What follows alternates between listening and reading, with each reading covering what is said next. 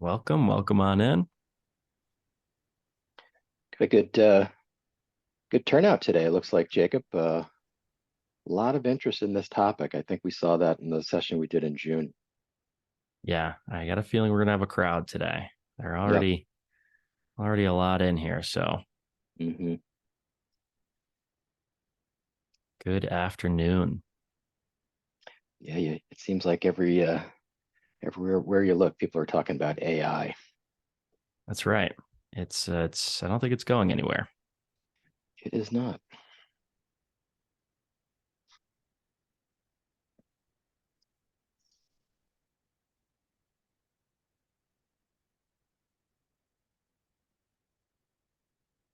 Yeah, I actually just watched something.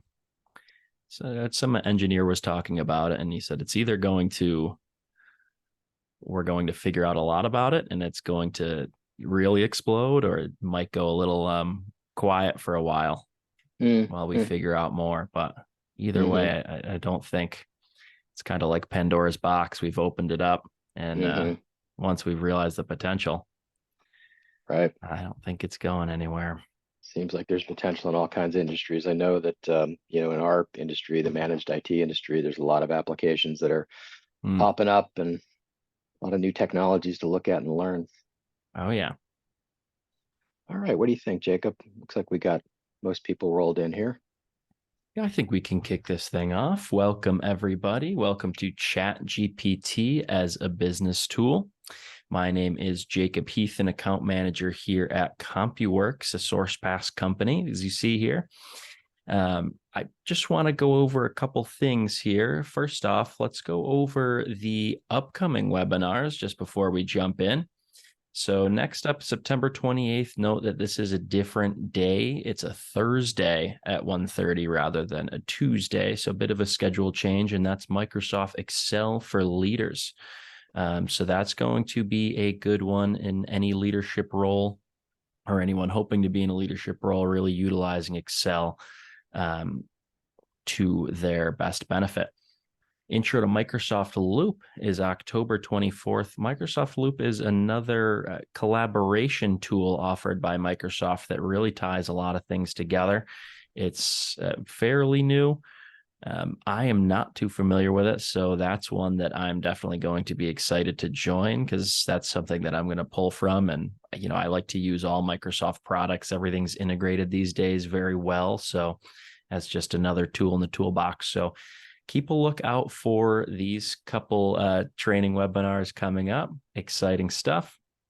And just a couple pieces of etiquette before we get in. I'm sure most of you know, but if you haven't been in here before, we have the Q&A button at the bottom. It's going to be better than the chat when you want to get questions in here. We'll try and answer them as we go along throughout the webinar, but we've allotted some time at the end to give us some time to answer those questions as well. Hot topic. I'm sure there's going to be a couple good questions in here, no doubt. So one more thing, we send out a survey, usually about a day after the webinar, just to get your feedback on this one and some of the topics that you might be interested in the future. Always interested to know that feedback. This is where, these topics come from as you guys. So we really appreciate that one as well. And last but not least, let me introduce you to Alan Bauman. Hi, Alan. Thanks, Jacob. I don't think you're alone in not knowing too much about Loop. I don't know anybody that knows a ton about it at this point, including myself. My understanding is that they're just about to release a new version of it, so we may be able to be looking at that new version in October. So, but good crowd here today. Definitely a hot topic. AI, ChatGPT. I mean, you can't really turn around without seeing something in the media about both of those topics. And I'm going to introduce Jolynn, our instructor, in just a minute. But I wanted to take a little bit of detour and just share with this group here some really exciting news for us. And some of you in this room, I think, probably have already heard this news.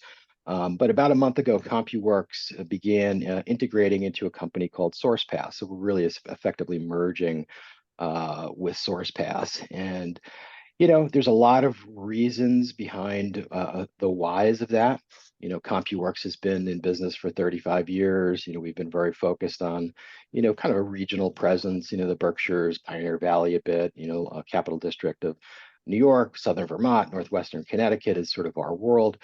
And we've had a great run. What we're finding that is happening these days, and I know that this is a trend that we see in our peer community, is that the IT landscape has become increasingly complex over the past 5 years or so, and a lot of that's been driven by the cybersecurity issues that we all face. So having some scale behind businesses like ours, it just makes more and more sense. And we're seeing a lot of our colleagues make this kind of decision too, that, it really is a move that is, it's better for our clients. It's really better for our staff in terms of opportunities. So SourcePass is a larger company. They've got more of a national footprint, not quite fully national yet, but getting there. So CompuWorks is a standalone entity, was about 30 employees. SourcePass, I think right now is pushing about 600. So, I'll tell you, I sleep a lot better at night knowing that I have this big army behind us right now. So, whatever our clients need in terms of depth of resources, in terms of specialized skills around cybersecurity, the understanding of, a lot of these security products, which are not simple, the ability to access support 24/7. There's just a lot of advantages to clients for, this kind of a change. And we've had conversations with most clients at this point about it. And I think people generally, get it. They understand the rationale for it. Um, you know, we get a few questions, and I'll just try to answer them, quickly here without taking too much time away from the webinar. But people always want to know, well, what's going to change? And the answer that I give is most things aren't really going to change, at least most of the things that everybody is familiar with. So everybody that was on the staff of CompuWorks is now employed by SourcePass. So, there is no, SourcePass wants everybody to stay. And so far, really everybody has chosen to make that decision and stay. It's been, I think, a pretty positive experience for our staff at this point. The offices in Pittsfield will, remain open indefinitely. There's no, plan to change that. And I think that was one of the important criteria for us in choosing SourcePass. They have a motto that they use called which they refer to as intimacy at scale. And what that really means is, there is a real desire to maintain that local presence. So they don't want to take anything away from the experience that our clients have working with us in person. All of that stuff stays the same. So the people that you worked with before, those are still the same people that you'll be working with. But now we've just got the addition of a lot more capabilities than we had before. So a real positive thing. I know, Jacob, it's probably been like drinking through the fire hose for you guys, when you do one of these kinds of things. And, for me, this will be the only time I ever do this kind of thing in my life. So not really having experienced it before, one of the things that you find out is everything needs to be really pretty confidential until it happens. So you sign NDAs and all that kind of stuff. And then all of a sudden you make this big announcement, and it's kind of like dropping a bomb on people. So I know, Jacob, you've been going through that for the past, month or so. I don't know, what's your experience been with all of it? It's been great. It's been exciting. I'm ready to jump on things, and these things take time. But it's an exciting process. I want to reiterate, a little bit about what you said, Alan. It's great for our clients. It just it widens our tool set so much. It's like, ooh, we have these things and we can offer these things now, and this is going to make it easier, or this is going to be more enticing. And so they have every intention to treat our clients, with their best interest, and not only clients, but employees. There's so much more opportunity for different routes and advancement and growth. And, I think it almost starts with employees. When you have people who are happy to go to work, then they're going to be happy to put in their best work for you. So I only see pros. I really am not seeing a lot of cons here. It builds our base up, when you have an issue and maybe somebody's not available, that's going to be less of a problem these days with 600 people backing us up. Everybody is so on board with and so ready to help making this transition as easy as possible. I can go to, 5 people I can think of off the top of my head with SourceBass, and they will be ready to help, in minutes in making this transition better. So, it's really been a major plus. I haven't seen any downsides to date. So I'm all in for sure. Yep. That's awesome. No, thanks for sharing that. And employee retention is another big reason here. Making sure that employees have a real solid career path. Anybody that is in a position of needing to hire IT people knows that there's basically zero unemployment in that field. So anything we can do to be more competitive. So all good stuff. And I would encourage, if anybody has any questions about that, you certainly can submit them in the Q&A. I'll try to answer them as best I can, or you can always reach out to us, individually. You can call me. You can call, if you've got an account manager, you can certainly call them as well. Really, anybody can sort of walk you through it. So that's it. It's exciting news. We're happy to share it. Happy to finally be able to speak about it. So it's all good stuff. All right, so back to our webinar of the day here. So ChatGPT, we did a kind of a preamble to this webinar in June, and I think it was maybe one of the most provocative webinars that we've done. It definitely created a lot of conversation. I think it's a topic that, there's some controversy around, and it's so new that we're all kind of learning together, figuring out the pros and the cons. So we're really happy to have Jolynn back with us again. And anybody that's been on any of these webinars recognizes Jolynn. She is the master of absolutely everything, as far as I can tell. So happy to have you here, Jolynn. Thank you so much, Alan and Jacob. And by the way, definitely want to attend Loop. And they're adding updates just like any of your Microsoft apps. Those Microsoft Loop is definitely being changed because we saw such a great need for what that application is going to do. So if you haven't registered for that session, everyone, you should get registered right away.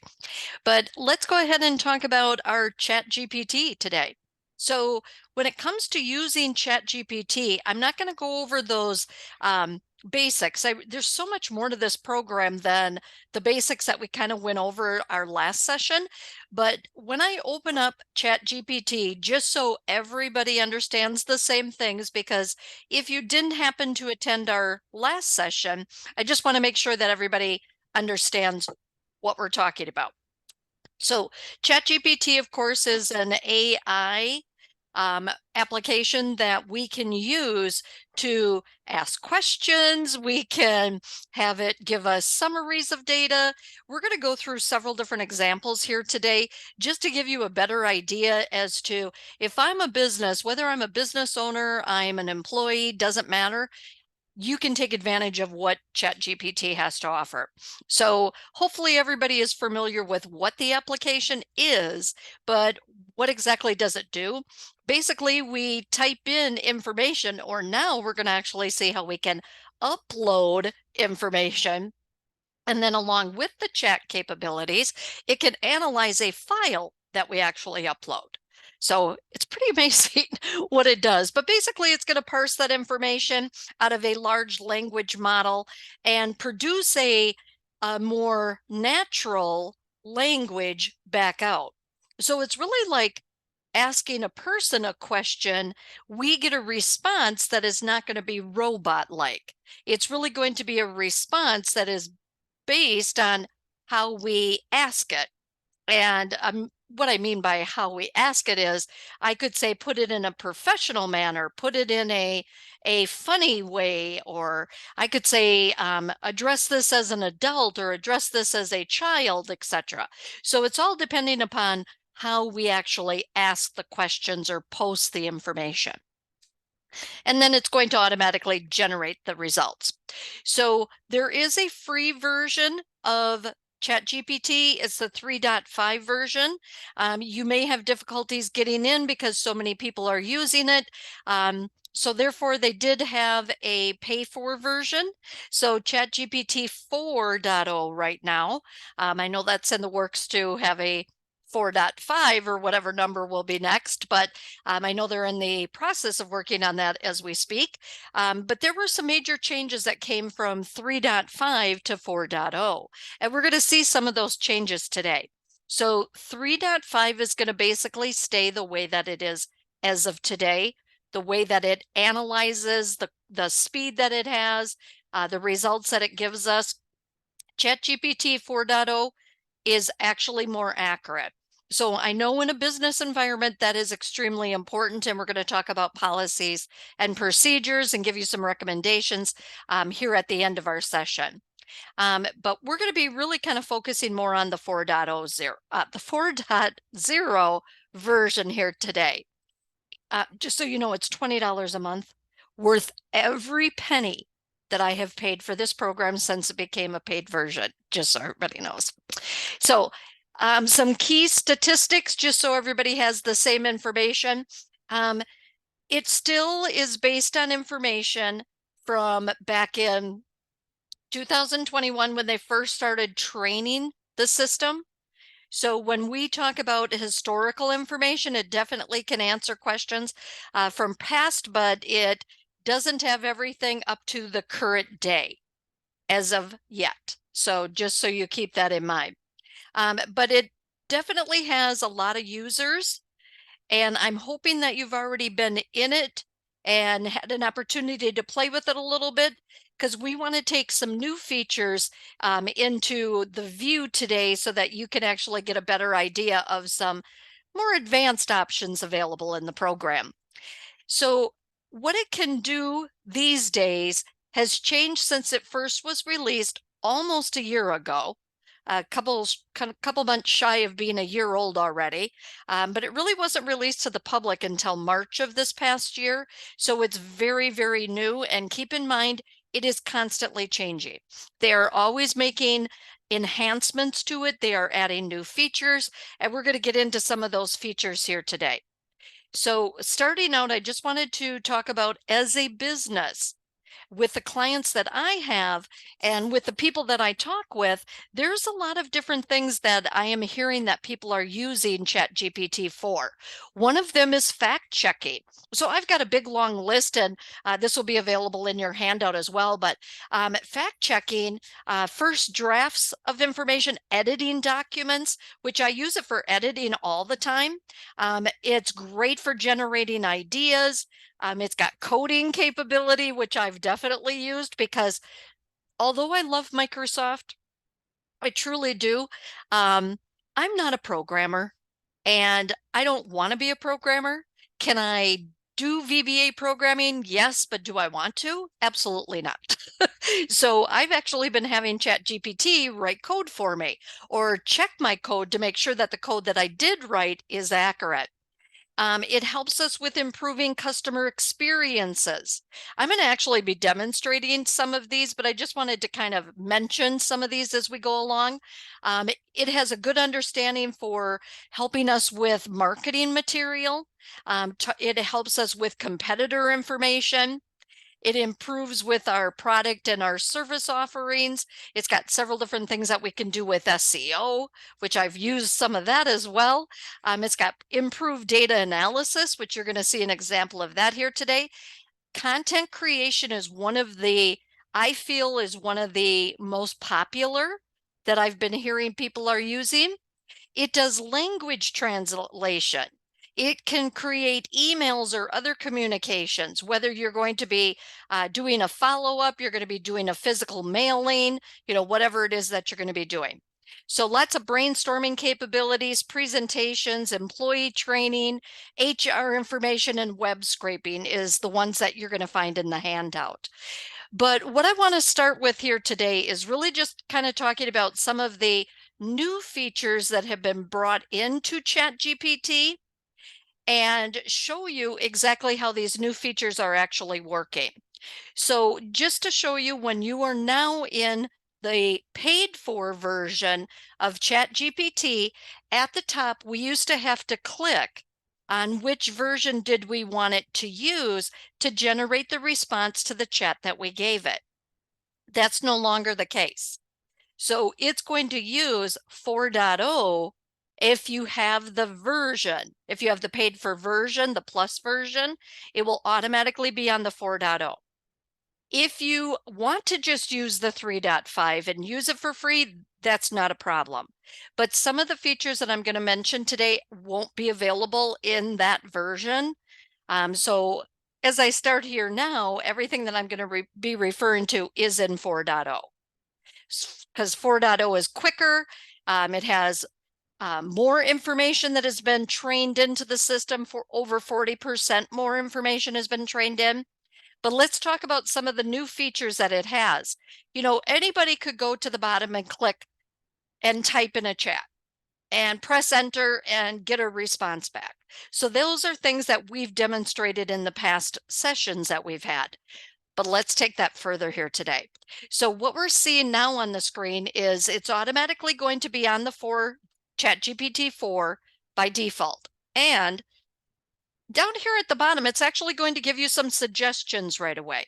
So you're going to see, and it's going to change these suggestions. So down at the bottom, it's giving you quick tips on how you can actually use the program. So if we wanted to plan a trip, we could click plan a trip, and it's going to start with that information. Or we could say, help me pick, or suggest fun activities, or whatever yours is actively displayed. So these are going to be quick tips that you can be using. Now, we're going to use some of those as we go through, but just so you're aware of that. And then at the bottom right, they've added a question mark. I didn't even notice that at first until I was reading a blog and somebody said, well, click on the question mark. So it's like, oh, didn't even see that down there.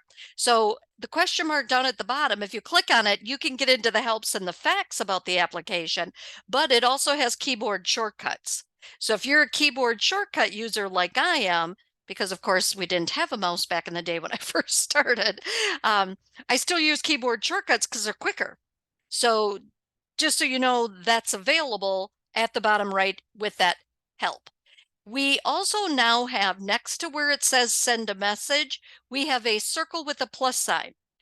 If you're familiar with that in other applications, it always gives you something new.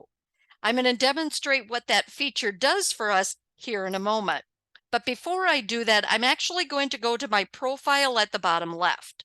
So at the bottom left of the navigation pane on the left-hand side, when I click on my profile, you're going to see my plan, which is something we've always had, which is where you could go and sign up for the plus version, the monthly payment version. Otherwise, you could change your version as well. You can go into what is called custom instructions now, and we have settings and beta. So 2 new things have been added into the settings and beta. So when I click on settings and beta, general is going to give us a theme option if we wanted to change our theme similar to your Microsoft 365. But if I click beta features, I actively have these 2 features turned on. And if you don't, I would encourage you to do so that you can use these features I'm going to show you in a second. But we have this feature called plugins, and we have code interpreter. It's kind of deceiving on its name. So I'll explain both of these in just a minute and give you some examples of how you can use them. They're fantastic, but keep in mind, these are beta features. So do I think they're going to disappear? Absolutely not. But by the time they become a regular aspect of the program, they're probably going to be making some more enhancements to them. They've already changed them since they've actually become beta features. So they are a work in progress, but I'm going to tell you, I absolutely love them and I use them daily, both of them daily. Now, also on the left-hand side, we have this data controls. Data controls, if you remember very briefly from our previous session, we can actually manage shared links. We have the ability to export data. And if you wanted to get rid of your account, you could also delete it. But at the very top where it says chat history and training, that is turned on by default, which means on the left-hand side, it's actually keeping track of the historical information as to what you've chatted with the system prior to. But those can be deleted. I'll briefly mention that at the end of the session. Now, because I already have my beta features turned on, I slid my button over. I'm just going to close my settings. So I'm hoping that everybody does have that general understanding as to, what exactly the application is.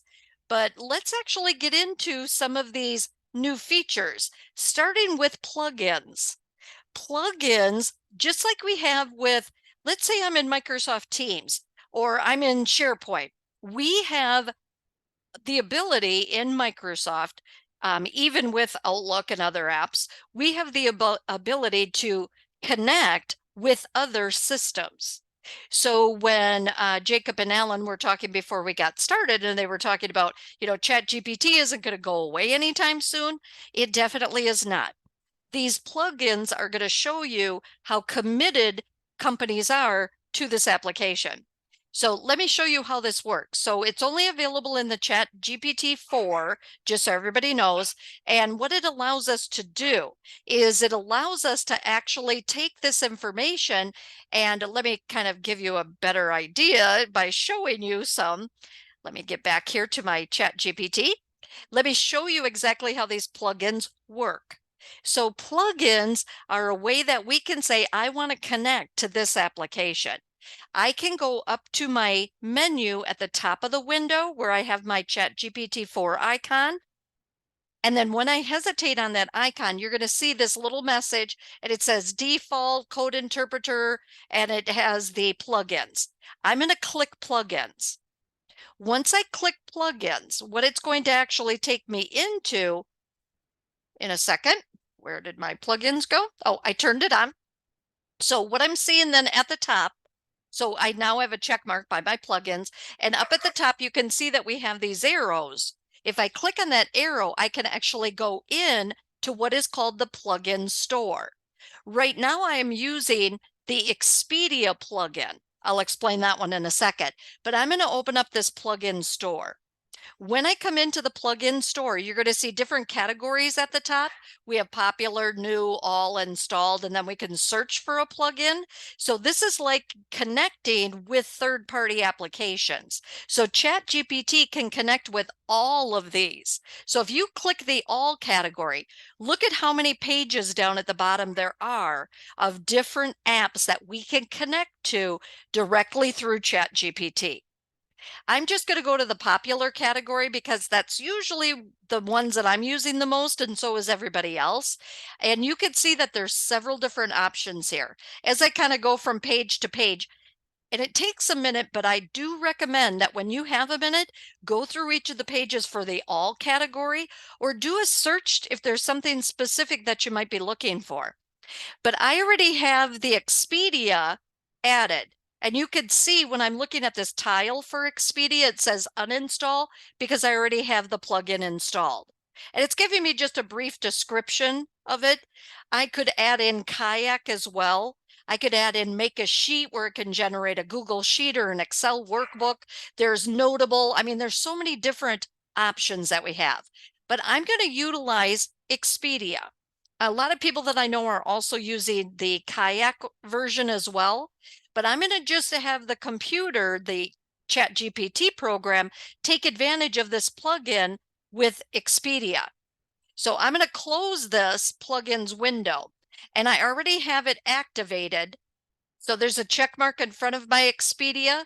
So right away, if I put something in the chat that's related to looking up a trip, it's going to automatically generate the information using Expedia. And it's current because it's using Expedia. So let's say that I actually want to look for a hotel that has a conference room that can accommodate 200 people, and they have food, and it's going to be in a certain location. I can give it some general information to get started. So first I might put in the chat and say hotels with conference rooms for 200 people in the New York area. So if I just press enter after typing that information in, what you're going to see is the response that it's actually going to give me is going to be a little generic because I didn't give it too much information. So it's actually saying, it sounds like it's an exciting event you're planning in New York. Could you please provide me, and that's what I love about this, by the way, and that's what we do as a conversation with other people. If I called someplace and said, I'm looking for a conference room for 200 people, they're going to need to ask me more questions. So does ChatGPT. So we can have it quickly and easily narrow down exactly what we want. So it wants to know, well, what is going to be our date? So I didn't tell it what dates we were looking for. So let's say that I'm looking for January 1st, 2024 through January 5th, 2024. Now it's going to start generating a little bit better because of the fact that I'm narrowing what it is that I'm looking for down. This has helped me. I have a few different conferences that I work with throughout the year, and I've been using ChatGPT with both Kayak and Expedia to help me do my planning now. This has saved me so much time and headache. Plus, I want to find a hotel that has business, a business room that I can use. So if I'm going to need to hold a class when I'm off site and I'm going to have 5 people, whatever, I'm going to be able to find those accommodations really quick. I don't get that capability if I just go to hotels.com and stuff like that. This is giving me a lot more information than I would ever get if I go to the actual Expedia or go to Kayak. It doesn't generate the information like ChatGPT does. I am really liking this. So it's going to continue to bring up all these, and I probably shouldn't have done New York because it's going to bring up a lot more examples. So it's really kind of running through the internet and finding different information that is related to whatever I put in. So I'll let it go ahead and do its work there as we continue talking. So this feature called plugins is going to be a great option for you to be able to have these additional tools that can be used through ChatGPT's intelligence and its speed and the way that it analyzes everything. So highly recommend that you give that a try. Okay. So a couple of other things that I wanted to mention is this code interpreter.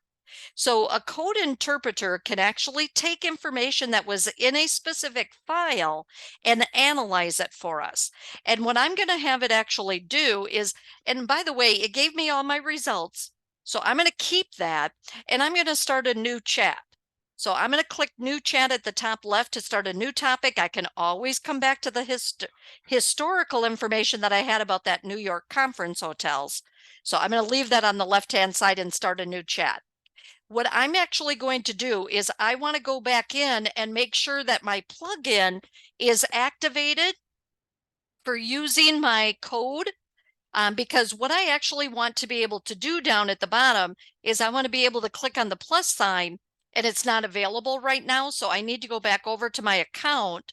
I'm going to go into my settings, and I'm going to make sure under my beta features that this code interpreter is going to be turned on. I might turn my plugins off right at the moment.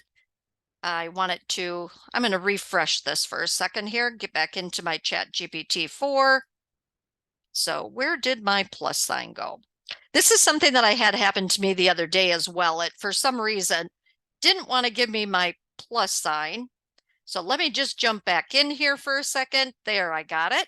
So basically what I had to do was go back into my ChatGPT 4 and make sure my code interpreter was turned on.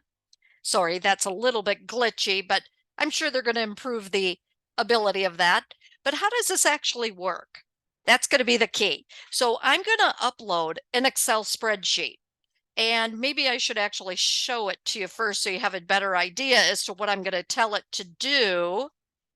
And let me just, sorry, my mouse is going kind of goofy here. Let me just kind of show it to you here real quick, just so you can have a little bit better of an idea as to what I'm analyzing. So this is just a list of company orders. It's a CSV file, and I'm going to actually tell the computer that I want it to generate a chart. And I want the chart to be based on sales per person and the extended price. So I'm going to close it. I'm going to come back in and click on the plus sign down at the bottom left. When I do that, I will have the capability of uploading a file. So it's going to take me into my file explorer, basically, where I can go and open a file. So out here on my desktop, I'm going to open up that Excel file, which was called company orders. So let me get into that company orders. Now for some, there it is, CSV file. Once it has it, it's going to take a second to analyze the file. So once it's started to analyze this file, I can type in what I want it to do with this file. So I want it to create a chart based on salesperson and the extended price. So I didn't give it that much information, and that information wasn't already summarized. So look what it's going to do. It's going to come back and it's going to say, we've uploaded your file. First, I'll take a look at the content so that I can understand how we can actually analyze this. So it's working on it right now based on what it is that I asked it to be able to do. So let's start by previewing the first few rows of the file. So it's a good idea that your top row of your file, if you're going to use Excel, is the field names, your column headings, so that it knows what it is that you're trying to work with for your data. So it appears that the file contains non-coded, so it's actually fixing the way that it was reading the data.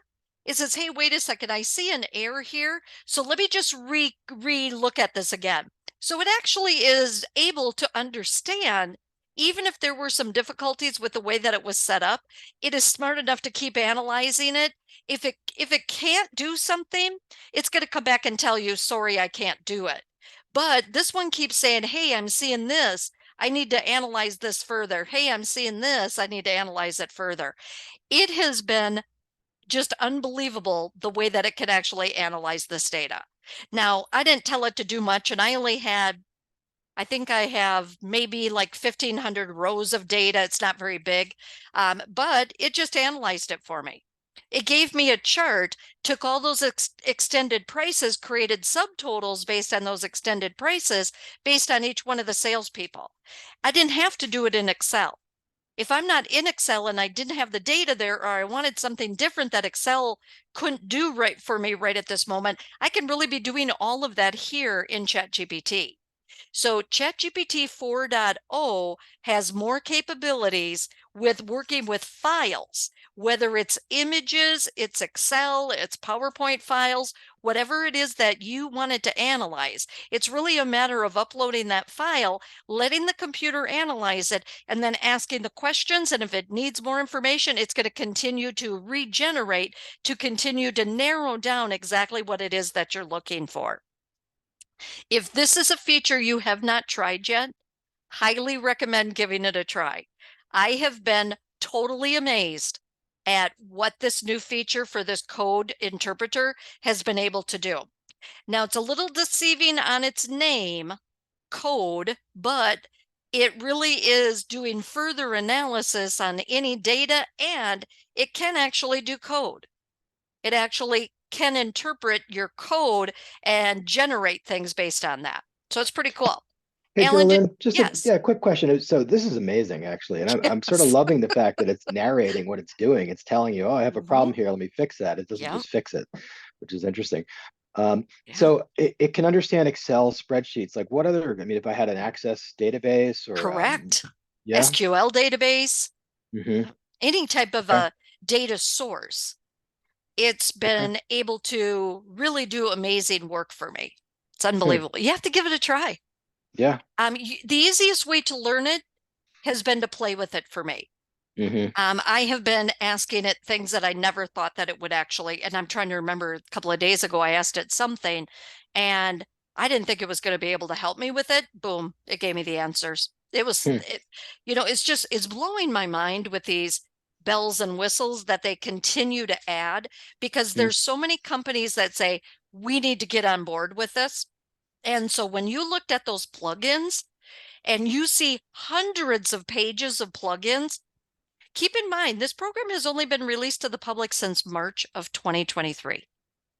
Can you imagine next year, I'm getting goosebumps, by next year, what we're going to be doing with this application? It's pretty awesome. So I just wanted to kind of demonstrate a little bit of that for you, just to get your interest piqued. You could go, of course, and work with that file on your own, as uploading your files and ask it specific questions as well. So let's go through a few things that, we want to always, of course, know what can the program do, what can't the program do. So one of the features that is a new feature as well, besides having the plugins and having the code interpreter, is actually this custom instructions. Custom instructions allows us to give ChatGPT more of a personal history on us. So we could give it some business information, like the example here, business communication. What would you like ChatGPT to know about you to provide better responses? So we can type in, and let me show you where you actually access this. But this is an example of what you could put in. So it's going to ask you, what would you like GPT to know to help better respond? And how would you like ChatGPT to respond? So where do we access this? When you are in your ChatGPT, you go to your profile at the bottom left, click custom instructions. And you can always come back and change your instructions, but you can see down at the bottom, it's enabled for new chats. So if we type in a new chat or go back to a different one and we regenerate it, it will use it then as well. So you're going to type in, what would you like ChatGPT to know about you? It gives you some thought starters on the right-hand side. What do you do for work? What are your hobbies? What subjects? You know, what exactly are you looking for? What is your goal with this? And then how would you like ChatGPT to respond? Once again, some thought starters for you. How formal or casual do you want it to be? How do you want to be addressed? You know, all these different things can be put in to the custom instructions so that it's going to generate the answers specific to your instructions that you give it. It's like it's reading our minds. Why can't it be more specific to my industry, is what people have been saying? Why is it so generic? Well, here's the opportunity for you to be able to put that information in. So let's say that I wanted to know that we have 100 attorneys and specialize in family law. I can't spell. I can't type. That's what it is. I could spell. And then how do I want it to respond? You know, how formal or casual? I want it to be very formal, and I'll just put that in there. I'm going to click save. And then anything that I do for a new chat now is going to help the system to know that this is what it is that we do. So how do I improve customer service? It's now going to use that custom information that I gave it, and it's going to give me the results of it being more specific to that custom. I just love this. I've tried it with a few different options to see how different it would come out, and it definitely does come out differently, just so you're aware. It's pretty neat. So ChatGPT has a lot of capabilities when it comes to working as a business. So it has these new features that I've just demonstrated for you. But of course, as a business, we want to be taking advantage of this program, helping us, whether it's editing documents where it can help us with grammatical errors, clarification. It can help increase readability. It has helped me to reword things that I've been using for, 5-10 years. It's like, oh, I never even thought of saying it that way. So I'm actually going back and kind of, because I do a lot of project management training and I do a lot of things with communication training. And one day I put in some, and let me show you how I did this. I'm going to copy and paste some data. But anyway, this is what it came up, just so you could see that it came up with this on improving customer service information. But let me do a new chat here. And I'm actually going to just populate some data that I want some help on. So Jolene, I just did. before we get going, sorry. Yes, no a problem. quick question, and I think I know the answer to this one, but because it's ChatGPT 4, I'm not too familiar with it yet. Okay. James had a quick question. He said, "Can you share a ChatGPT or one ChatGPT account on multiple devices, like 2 desktop computers, one at work and the other at home?" It is your personal login. So if I have a login and I'm logging in, because it's an internet-based application, so just like your Microsoft account, you go and you're logging in and you're logging in from whatever device or computer that you're on. So I could log in from my tablet, I could log in on my phone, I could log in on my desktop computer, my laptop computer, 5 different computers if I needed to, but it's my account. So everything that I'm personalizing with the things that I'm bringing up, it's all to what I'm doing, so it's not really for 2 different people, so to say. Are they going to be having bundle packages? I have read the answer is yes. They haven't come up with that yet. I haven't seen any pricing structure on that yet. It took them a little bit to even come up with this plus version. So it's going to be a little bit, I think. I don't think we'll see anything at least till the end of the year where they're going to have a bundle package. So one company can, buy a 20 user license and those types of things. So I'm sure that's coming shortly, but okay. Is there any ability to collaborate with the chat? To have different users seeing the same chat? Well, we can share the chat, and depending on where you're using it, the answer is yes. Now, what do I mean by that? By the end of the year, first quarter next year, programs like Microsoft 365 will have ChatGPT built in. That's where we can actually be doing live collaboration with it. Okay. So coming to a theater near you soon. Wow. Okay. I'm so excited. This is going to be, we have so much to look forward to with ChatGPT. But just so you can see, it automatically regenerated what exactly I had put in. So it can help me reword what I had written. I can physically type it or copy and paste it to see if it's going to help me with the way that we're writing things. So it's very big on helping us with that writing capability. But it will also do, of course, language translations.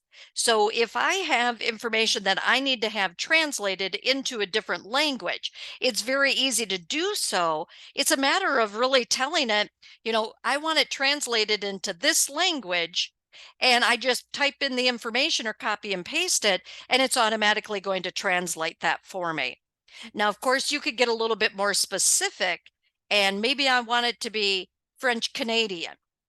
I want it to be specific to not just English. I want it to be Canadian English or whatever the case might be. We can give it more information. And of course, it's going to generate it based on that language. It is unbelievable how, and I've tested this, by the way, I've taken it back into Microsoft Word and different things and translated it back into English and things like that. So it has so many benefits for businesses. No, we do have to, of course, be careful. So when it comes to using ChatGPT, we have these great new features. We've got all these great new plugins. It has the code translator, which I'm absolutely loving that new feature. I like the customization. I like being able to just do a new chat, asking it a new question. Not too long ago, back in June, I asked it about some closet organizing tips. I mean, there's so many different things. And by the way, the tips that it gave me, I actually used on our storage closet for all of our supplies, our office supplies. So it wasn't necessarily personal related, but we can actually have it give us the answers or help us at least to save us so much time and energy. But we do need to be looking at it as a business aspect. So do we want this to be released to all of our employees immediately? Probably not. To be honest with you, if I were the owner and I had 50 or 600 employees, it doesn't matter. I would pull the reins on it a little bit. I want to know it first. I want to know its capabilities. I want to learn it. I want to also have a handout that I'm going to be able to, here's how to use it.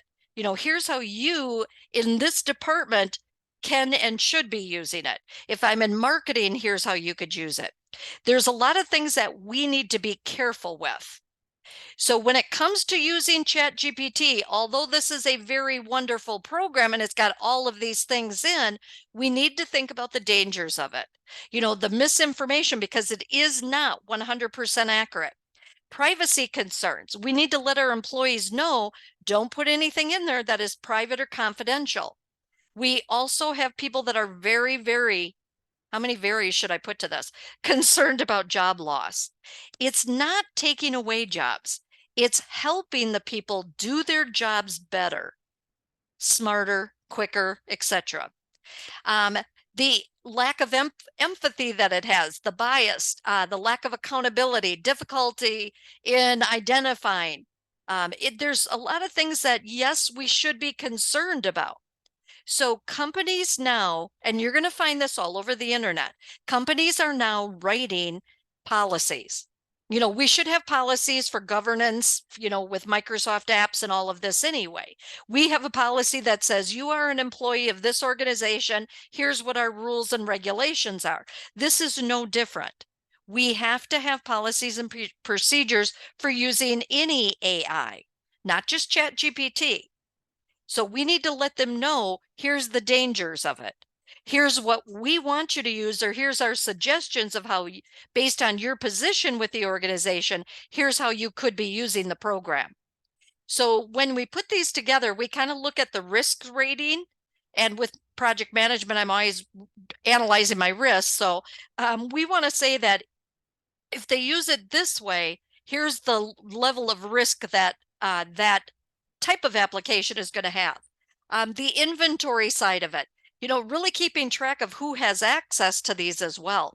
Internal labeling, if somebody gets information from ChatGPT, identify that that's where this information came from. It's using the footnotes, using the end notes, letting people know that this is where the information was generated from. Training people on how to use it is key, because they're going to do things the wrong way if we don't teach them the right ways. How do we want them to use those? Controlling the apps that they're going to use for the plugins, those types of things. And definitely monitoring it. This isn't a policy and a procedure that you're going to create once and leave it that way forever. As the program changes, someone in your organization should be keeping up on that, and then let the committee or whoever's in charge of this, let them know, here's the new features. How are we going to, provide the new information to the coworkers?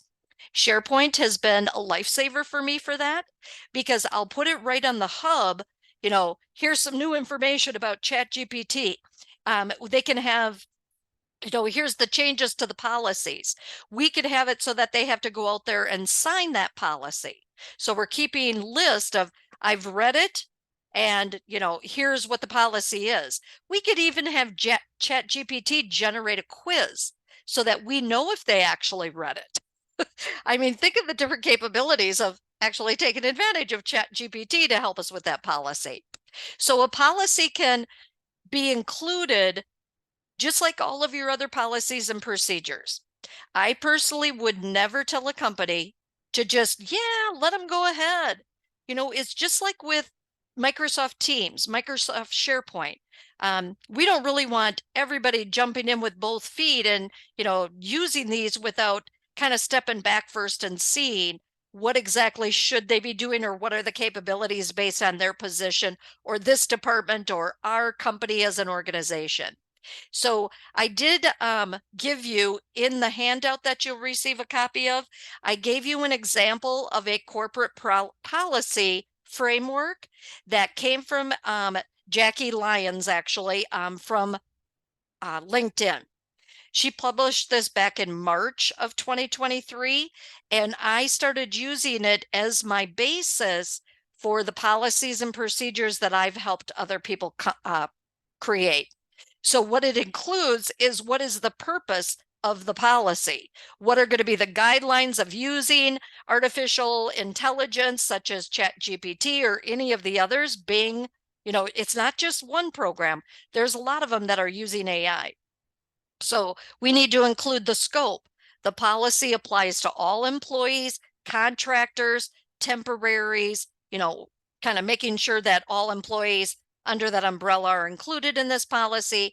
Any copyright, we need confidentiality included in that.